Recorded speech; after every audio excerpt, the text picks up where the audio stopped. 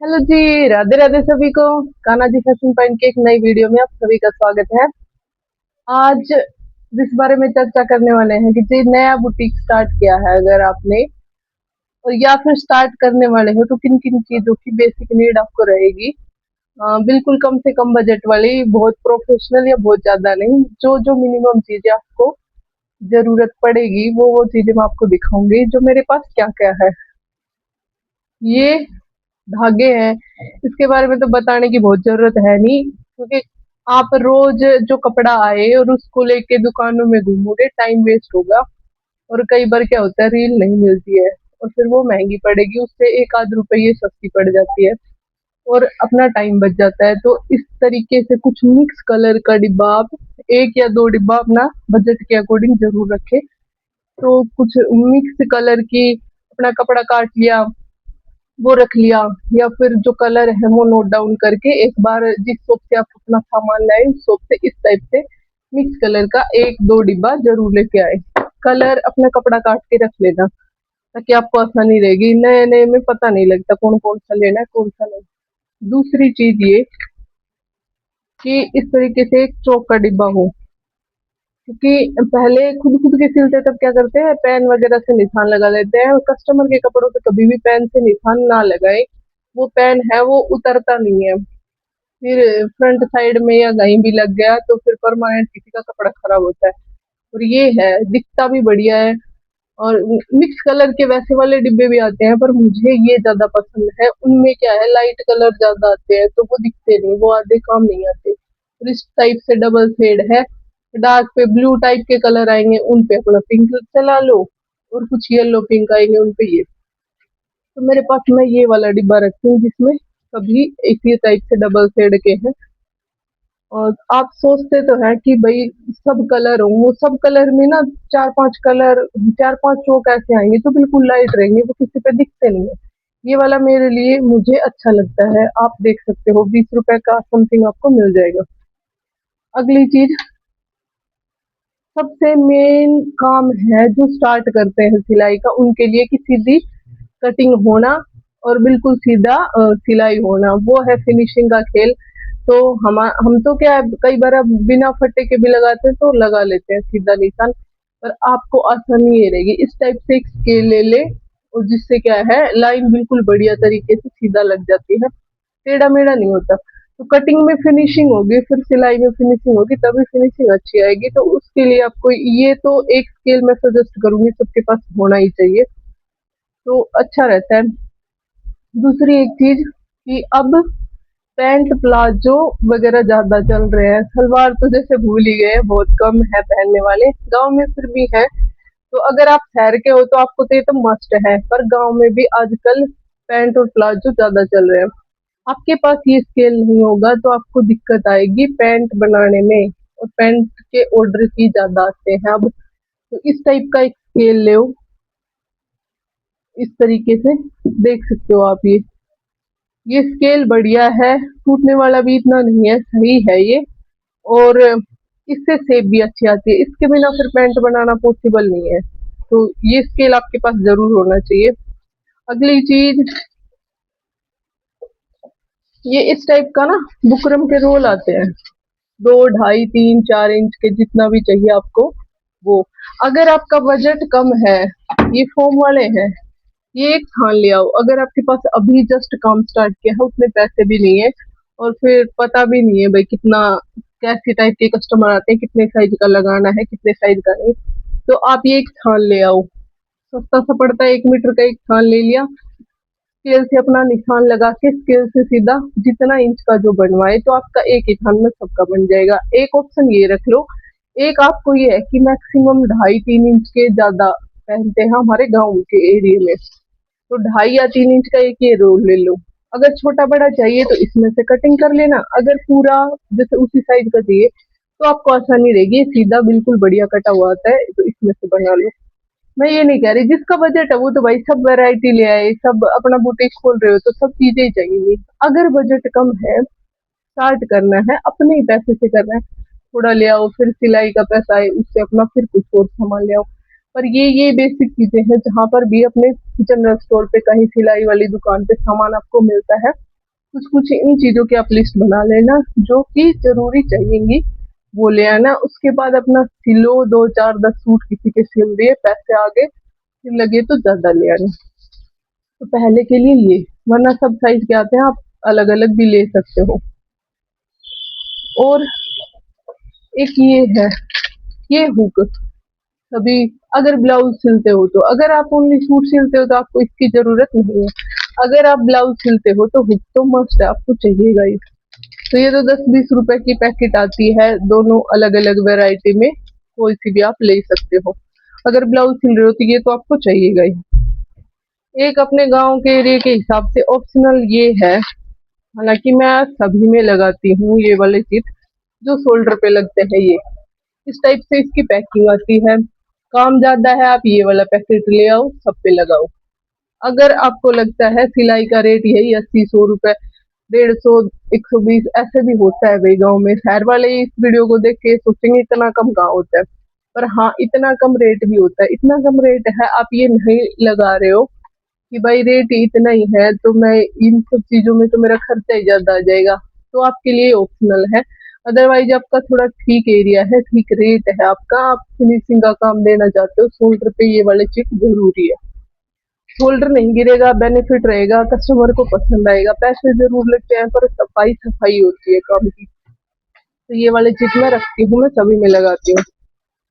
एक ये स्केल है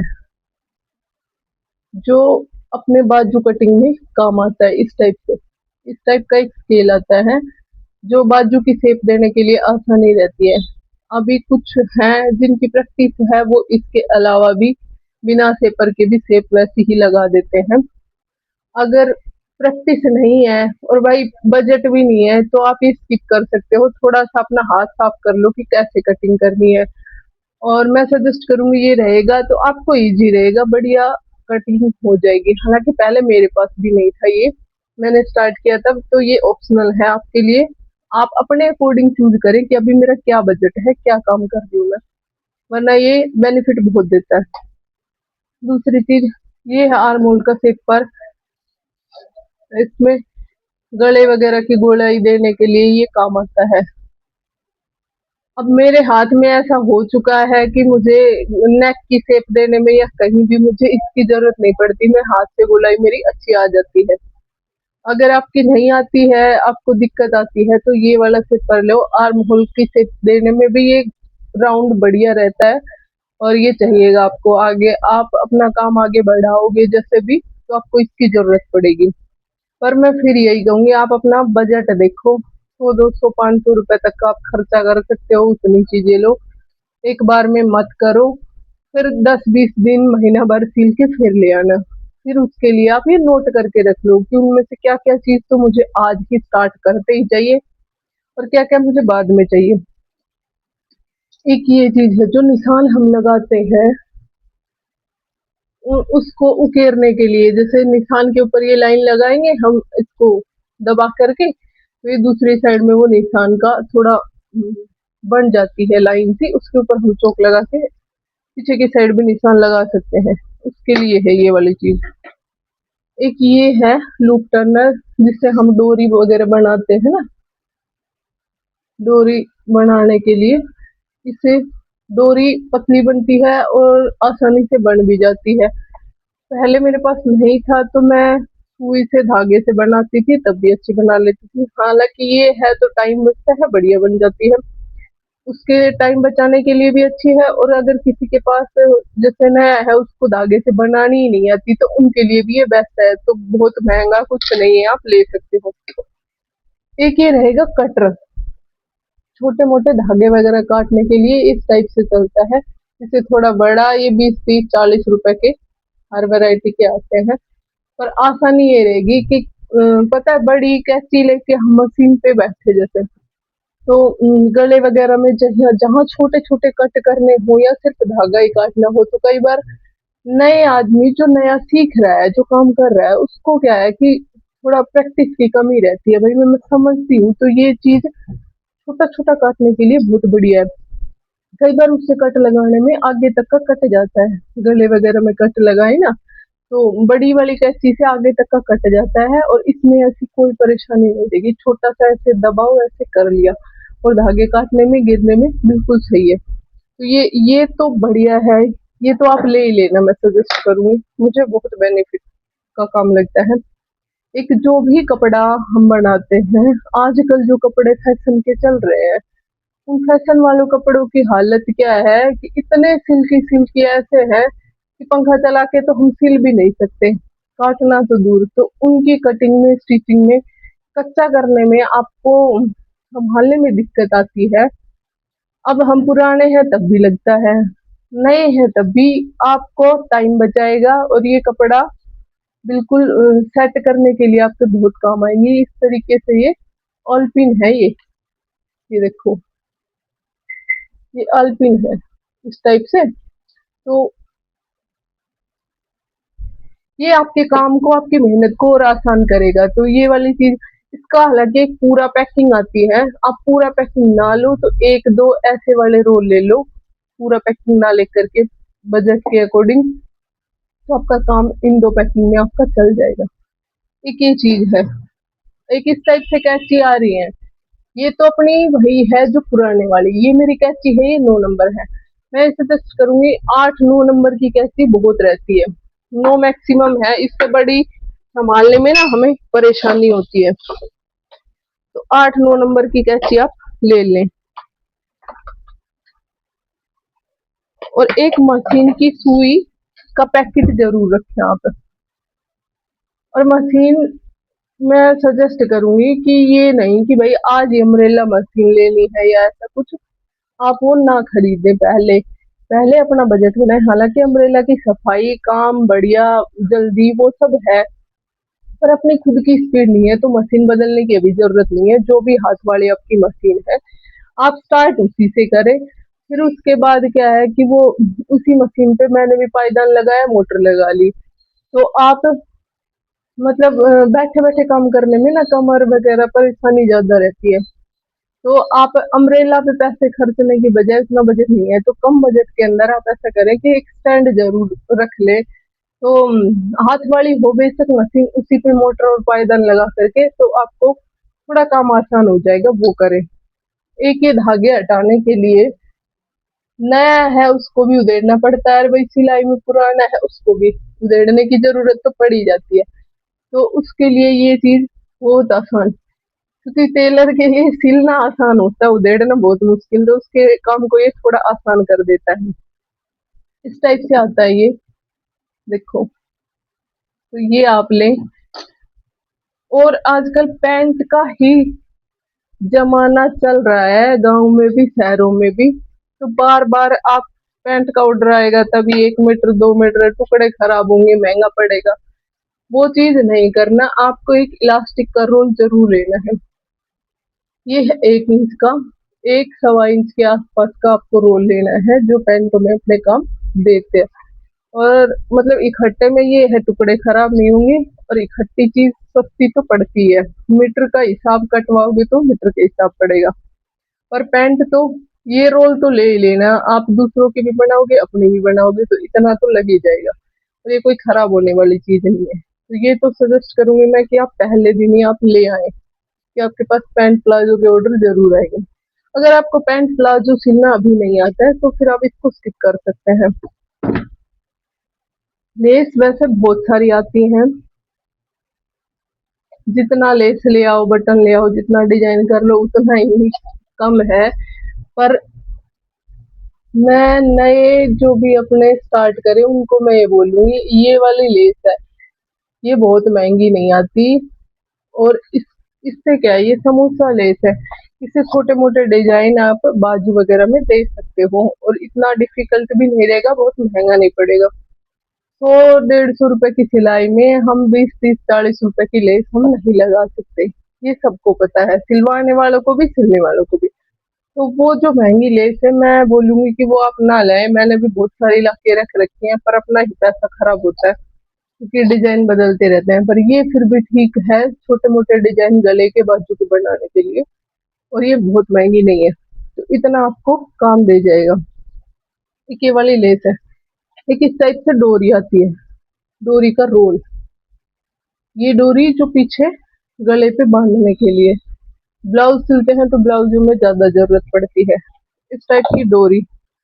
और इंची टेप तो कोई बताने की जरूरत है नहीं, इंची टेप आते हैं, पता है सबके पास होगा भी, पर ऑलमोस्ट क्या रहता है, जहाँ सिलाई नहीं करते उन घरों में इंची टेप ऐसे रहते हैं बिल्कुल टाइट अकड़ के, ऐसे सर्दी के मौसम में तो बिल्कुल ही ऐसे हो जाते हैं वो, ना सीधा नाप लिया जाता ना सीधा रहता, वो नापने में दिक्कत करता है और वो टूटते भी जल्दी है। तो ये ऐसा सॉफ्ट वाला एक इंची टेप लेना आप, ऐसे कैसे भी कर लो, तो ये टूटता नहीं कहीं से, कहीं कैंची लग जाए तो बात अलग है, वैसे ही टूटेगा नहीं और ये सही रहता है नापने में। वैसे भी मैं मतलब पुराना हो गया, मैं खुद ही बदल लेती हूँ मेरा, कि चलो इतना कौन सा महंगा पड़ रहा है, हालांकि ये टूटता नहीं है, मेरे पास है, दुकान करी तब से वो वाला भी है। तो आप, और रही बात प्रेस की, प्रेस का ये बोलते हैं, जैसे आप वीडियो वगैरह देखते हो तो लगता है कि भाई सबके पास तो प्रेस बढ़िया है, वो जो स्टीम आयरन जो आती है वो वाली, पर मेरे पास अभी तक नहीं है, और उसके लिए एक प्रॉपर स्पेस की जरूरत होती है कि वहीं पे वो फिटिंग होगी उसकी, तभी वो लगा सकते हैं। और इसका क्या है, एक तो उसका बजट महंगा, एक उसको स्पेस पूरा चाहिए कि उसी कॉर्नर के अंदर जहाँ पे उसकी पानी की फिटिंग होगी वो वहीं पे काम देगी, उस चक्कर में मैं वो नहीं रखी है मैंने। और उसका जुगाड़ करने के लिए देखो भाई मैंने ये रख रखा है, ये है बोतल, खाली बोतल मिल जाती है, पार्लर वगैरह में होती है कहीं कहीं जो है, तो फिर ये इसमें पानी भर लो, इससे कपड़े पे ऐसे पानी डाल लो, इससे पानी डाल के, और ये मेरी नॉर्मल वाली प्रेस है, हालांकि बिल्कुल लाइट वेट वाली मैं सजेस्ट नहीं करूंगी, बिल्कुल लाइट तो बिल्कुल ही हल्की आती है वो वाली नहीं है ये उससे हैवी है वैसे, ये हैवी वाली 700 800 1000 रुपए तक की प्रेस मिल जाती है, और वो स्टीम आयरन शायद 3000 के आसपास आती है। तो जो प्रेस आपके घर में हो, बिल्कुल पतली वाली बिल्कुल लाइट वेट ऐसी आती है, उनमें कपड़ा चिपकता हो तो भाई वैसा तो फिर वो लेने के देने ही पड़ जाएंगे, पर इससे पानी डाल के ऐसे कोई हैवी प्रेस रख लो तो वो आपके लिए बहुत ही बेनिफिट रहेगा उस चीज का। और इससे पानी डालने के बाद वो आयरन जो आती है ना स्टीम वाली, वैसा काम हो जाता है। तो आपको बहुत ज्यादा बजट बढ़ाने की जरूरत नहीं है, जो जो मेरे पास है जिस जिस हिसाब से मैंने आपको बता दिया है। अगर आपको हेल्पफुल लगे ये वीडियो और आपको अच्छा लगे कि मैंने सही सजेस्ट किया है, तो आप एक लाइक शेयर जरूर कर देना। धन्यवाद जी। राधे राधे।